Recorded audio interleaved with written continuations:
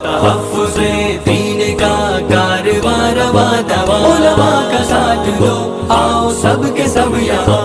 السلام علیکم ورحمۃ اللہ وبرکاتہ۔ محترم ناظرین و سامعین، پچھلی مجلس میں ہم نے سردی اور ٹھنڈی کے موسم کے تعلق سے کچھ شرعی ہدایات پیش کی تھی اور سردی کا موسم کیوں آتا ہے اس پر بات کی تھی۔ آج کی اس مبارک مجلس میں تقریباً 10 باتیں ہم نے جمع کی ہے جو موسم کے مسائل اور ہدایات کے عنوان سے ہے کہ ان 10 باتوں کا ٹھنڈی کے موسم میں ہم خاص خیال رکھیں۔ ایسی 10 ہدایتیں ہیں۔ نمبر 1، وضو اور غسل کے موقع پر ہم پورے اہتمام کے ساتھ، پورے کمال کے ساتھ وضو اور غسل کا اہتمام کریں۔ اس لیے کہ حدیث پاک میں مسلم شریف میں روایت موجود ہے۔ خلاصہ روایت یہ ہے کہ 3 عمل ذکر کیے گئے جس سے گناہ معاف ہوتے ہیں اور درجات کی بلندی ہوتی ہے۔ اس میں سے ایک اسباغ الوضو، کامل طور پر وضو کرنا۔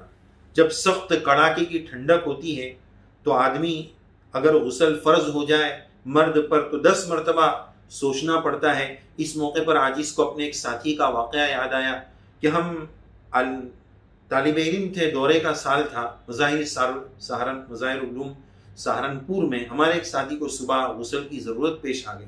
اب ظاہر ہے کہ دورے تک پہنچ گئے تو مسئلے کا علم تو یقینی ہے کہ بھائی غسل واجب ہو گیا، پورے بدن پر ایک بال کے برابر بھی سوکھا نہ رہے، یہ تو مکتب میں ہی سیکھ لیتے۔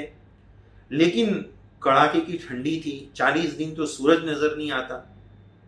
ایسی ٹھنڈی میں جب صبح میں ان پر غسل ضروری ہوا تو وہ اٹھ کر ہم ساتھیوں سے پوچھنے لگے کہ وہاں نہانے کا نظم یہ تھا، گرم پانی کا کبھی ہوتا تھا کبھی نہیں ہوتا تھا، تو واش روم میں نہانے کا جو باتھ روم تھا اس میں اوپر نل لگا ہوا تھا شاور کی طرح، اس کو کھولنا ہے، اس کے نیچے کھڑے ہو جاؤ، شاور کی طرح اوپر نل تھا۔ تو اب وہ تصور کہ اب اس کے نیچے کھڑے ہونا ہے، یہیں سے کپاہٹ شروع ہو گئی۔ تو وہ ہمارے ساتھی ہم سے پوچھنے لگے، سب ساتھیوں سے، کہ نیچے کا آدھا نہا لوں گا تو چلے گا، نیچے سے پانی ڈال لوں، اوپر نہیں نہاؤں تو چلے گا؟ اس طرح وہ پوچھنے لگے۔ تو بہرحال پہلی ہدایت یہ ہے کہ جب بھی وضو اور غسل کریں اہتمام کے ساتھ، کمال کے ساتھ، جس طرح ہم کرتے ہیں اس طرح پورے اہتمام کے ساتھ، فرائض اور سنن کی رعایت کے ساتھ۔ دوسری بات، یہ سردی کا موسم نیکیوں کا موسم ہے، اعمال کا موسم ہے۔ اس میں راتیں بہت بڑی ہوتی ہے، 7:30 بجے کے قریب، بعض علاقوں میں تو 6 بجے جو ہے 6:30 بجے تک عشاء بھی ہو جاتی ہے، ایسا بھی ہوتا ہے۔ تو رات بڑی لمبی ہے، یہ راتیں وصول کرنے کی رات ہے۔ تہجد کا ہم اس میں اہتمام کریں۔ سال بھر اگر ہمیں توفیق نہیں مل پاتی ہے راتوں کے چھوٹے ہونے کی وجہ سے، کاروباری مشغولی کی وجہ سے، تو یہ فراغت کا وقت ہے۔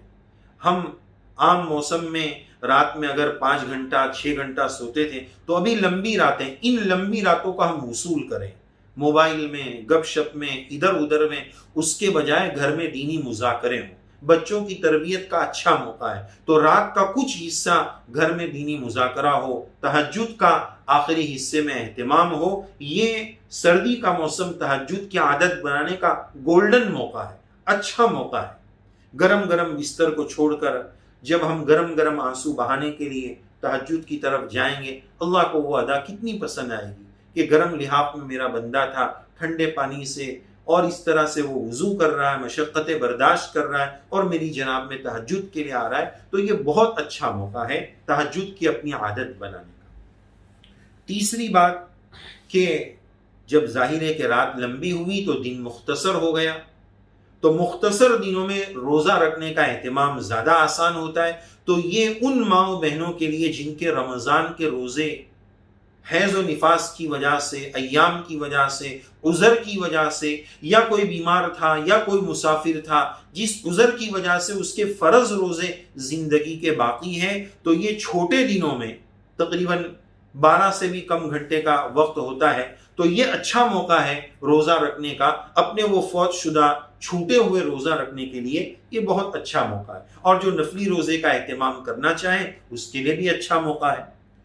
چوتھی بات کہ اللہ تعالیٰ نے اگر ہمیں مال سے نوازا ہے، ہمارے پاس اوڑھنے کے سب سامان ہیں، باہر جائیں تو گرمی پیدا کرنے کے لیے سب چیزیں ہیں، سویٹر ہیں، گرم کپڑے ہیں، تو بہت ساری ایسی مخلوق اللہ تعالیٰ کی ہے، جانور سے لے کر انسان، ہر ایک اس طرح کے بہت سارے لوگ جو راستوں میں سوتے ہیں، ٹھنڈیوں میں ٹھٹر جاتے ہیں، کانپ جاتے ہیں، ان کا کوئی پرسان حال نہیں۔ یہ لاک ڈاؤن اور غربت کا زمانہ، فائنینشلی حالات کا زمانہ ہے، تو اللہ نے جن کو مال سے نوازا ہے وہ ذرا نکلیں باہر، تلاش کریں اپنے اطراف میں، اپنے شہر میں، اس طرح جو راستوں میں سوتے ہیں ان کو جا کر بلینکٹ تقسیم کریں، گرم لحاف چادریں ان کو تقسیم کریں۔ اللہ کو یہ عمل بہت پسند آئے گا، اس غریب کے دل سے انشاءاللہ دعا نکلے گی، لیکن اخلاص کے ساتھ، نمائش نہیں، شوبازی نہیں کہ ویڈیو بناؤ کہ فلاں حاجی صاحب نے 50 کمبل تقسیم کیے۔ اخلاص کے ساتھ اللہ کی رضا کے لیے غریبوں میں ٹھنڈی کا سامان تقسیم کرنے کا اہتمام کریں۔ اسی طرح 5ویں بات کہ ٹھنڈی کے موسم میں چمڑے کے موزے پر کے پہننے کا موقع آتا ہے، سفر میں، حضر میں، اور کسی وجہ سے بعض لوگوں کو اگر تکلیف ہے، ٹھنڈی زیادہ لگتی ہے تو تیمم کا بھی موقع آتا ہے۔ تو یہ اچھا موقع ہے کہ اس سیزن میں ہم ٹھنڈی کے موقع میں تیمم اور چمڑے کے موزے پر مسح کرنے کے کیا مسائل ہیں، تیمم کا کیا طریقہ ہے، اس کے کیا مسائل ہیں، اس کو ہم سیکھیں، سمجھیں۔ الحمدللہ ہمارے اس آسان دین چینل میں تیمم کرنے کا پریکٹیکلی طریقہ کیا ہے اس کا بھی ویڈیو موجود ہے، مسح کا طریقہ کیا ہے پریکٹیکلی وہ بھی موجود ہے، دونوں کے ضروری مسائل بھی موجود ہیں۔ انشاءاللہ ڈسکرپشن میں اس ویڈیو کے ڈسکرپشن ہوتا ہے، اس میں ہم اس طرح کے ویڈیو کی لنک ڈالیں گے، آپ تیمم کا طریقہ، اس کے ضروری مسائل وہاں سے سیکھ سکتے ہیں، لے سکتے ہیں۔ تو بہرحال اس موسم میں ہم چمڑے کے موزے کے مسائل، اس پر مسح کرنے کے مسائل، تیمم کے طریقے اور اس کے مسائل کو سیکھنے کی فکر کریں۔ اور ایک بات کہ بعض لوگ کپڑے کے موزے پر بھی مسح کر لیتے ہیں، یہ بالکل درست نہیں، مسئلے کی روشنی میں یہ جائز نہیں، اس کی تفصیلات آپ اس ویڈیو میں دیکھ سکتے ہیں۔ 6ٹھی بات، اب کچھ باتیں مسائل کی روشنی میں عرض کرنی ہے کہ ٹھنڈی کے موسم میں دیکھا گیا فجر کی نماز میں کہ بعض لوگ اتنا رومال اوڑھتے ہیں کہ پورا منہ بند کر دیتے ہیں۔ اس طرح نماز پڑھنا درست نہیں ہے، صحیح نہیں ہے۔ پورے منہ کو اس طرح ڈھانپ کر نماز پڑھنا چادر سے یا رومال سے، یہ صحیح نہیں ہے۔ فیس اور منہ جو ہے وہ کھلا ہوا ہونا چاہیے۔ 7ویں بات کہ بعض لوگ جب نماز میں چادر یا رومال پہنتے ہیں تو اس کے کنارے، اس کے چھیڑے جو ہیں وہ زمین پر لٹکتے رہتے ہیں۔ اس طرح کپڑوں کا نماز کے دوران زمین پر لٹکنا، چادر کا، رومال کا، یہ مکروہ ہے، مناسب نہیں ہے۔ اس طرح کپڑے جو ہے وہ لٹکائے نہ جائے، اس کو پورے اچھے طریقے سے باندھ دیا جائے۔ اس طرح لٹکانا یہ مکروہ ہے۔ 8ویں بات، اس طرح چادر پوری پہن لینا کہ ہاتھ اندر بند ہو جائے، تکبیر تحریمہ کے لیے، قیام کے موقع پر ہاتھ باندھنے کے لیے ہاتھ نہ نکل پائے، اس طرح ہاتھ باہر نہ نکلے، اس طرح چادر سے اپنے آپ کو باندھ دینا یہ بھی درست نہیں ہے۔ اس کا بھی ہم خیال رکھ کے اہتمام کریں۔ 9ویں بات کہ بعض لوگ وہ گرم ٹوپی پہنتے ہیں کان تک، وہ کبھی کبھار تو بہت بڑی ہوتی ہے، اتنی بڑی ہوتی ہے کہ پوری پیشانی بھی ڈھک جاتی ہے، تو یہ مناسب نہیں ہے۔ نماز کے موقع پر اس کو پیشانی سے اوپر کر لیا جائے تاکہ یہ پیشانی سجدے میں زمین پر صحیح طریقے سے لگ سکے، اس کی فکر کی جائے۔ وہ پوری ٹوپی اس طرح نہ پہن لے کہ پیشانی بھی دب جائے، اس کا خیال رکھیں۔ 9ویں اور 10ویں اور آخری بات اس سلسلے میں یہ عرض کرنی ہے کہ ٹھنڈی کے موسم میں اس طرح کے گرم کپڑے استعمال کیے جاتے ہیں۔ بعض لوگ ایسے موقع پر بہادری بتا دیں، مجھے کوئی ٹھنڈی ونڈی نہیں لگتی ہے، میں نہیں پہنوں گا۔ یہ بہادری بتانے کی ضرورت نہیں ہے، یہ اللہ تعالیٰ کی طرف سے ہے۔ اگر ٹھنڈی لگ رہی ہے تو اس کو پہن لیا جائے، اس میں بہادری کی بات نہیں۔ اور بعض بیچارے ایسے ہوتے ہیں کہ ٹھنڈی چلے جانے کے بعد بھی وہ 1-2 مہینہ سوٹر اور گرم کپڑے پہنتے ہی رہتے ہیں۔ ان کو بتانا پڑتا ہے کہ بھائی اب سورج نکل گیا ہے، گرمی شروع ہو گئی ہے، تو ان کو مستقل جو ہے وہ بتانا پڑتا ہے کہ اب ٹھنڈی جا چکی ہے۔ ذہب البرد والجبات، ان کو مستقل بتانا پڑتا ہے۔ تو نہ یہ نہ وہ، کتنے موقع پر پہننا ہے۔ بعض لوگ ایسا اپنے آپ کو بنا لیتے ہیں کہ ایسا لگتا ہے کہ کشمیر کی حسین وادیوں میں برف گر رہا ہے، یہ وہاں سے گزر رہے ہیں، حالانکہ اوپر سورج بھی ہے۔ تو بہرحال یہ اپنے سمجھ کی بات ہوتی ہے، اگر کوئی بیمار ہے، ضرورت ہے اس کو، تو ایک الگ بات ہے۔ تو بہرحال اس میں بھی بیلنس کی ضرورت ہے کہ ٹھنڈی کے کپڑے کتنے اور کب پہننے ہیں۔ ایسا نہ ہو کہ سب دیکھ رہے ہیں کہ گرمی آ چکی ہے اور میں اینٹک بن کر اتنا سارا ٹھنڈی کا پہن کر آیا ہوں۔